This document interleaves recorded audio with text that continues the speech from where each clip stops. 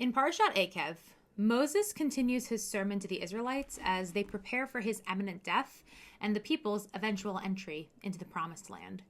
This parasha contains 2 paragraphs of the Ve'ahavta prayer, which begins, "If then you obey the commandments which I enjoin upon you this day, I will grant the rain for your land in season. I will also provide grass in the field for your cattle, and thus you shall eat your fill."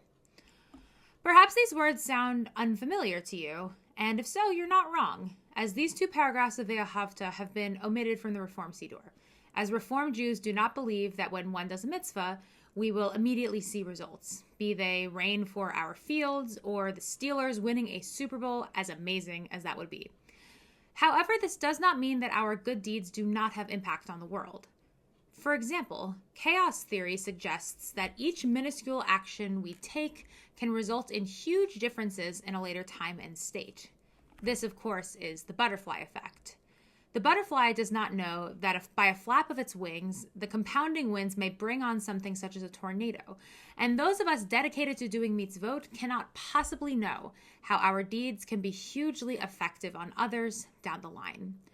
Rabbi Chayim of Volozyn said a few hundred years ago in his Kabbalistic works that every action we take creates an unmeasurable amount of worlds, both good and bad. That is, we cannot overestimate the kind of impact even the smallest things we do might have. Think back.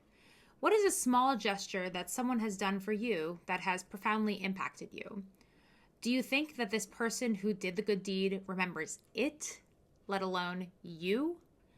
Reform Judaism may not believe in direct transactional theology, but we are aware that our actions have consequences, good and bad, even if we cannot immediately see them.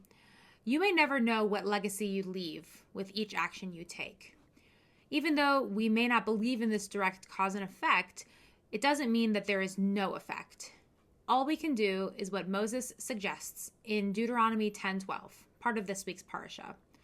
Revere God, walk in divine paths, and love and serve God with all your heart and soul. Shabbat Shalom.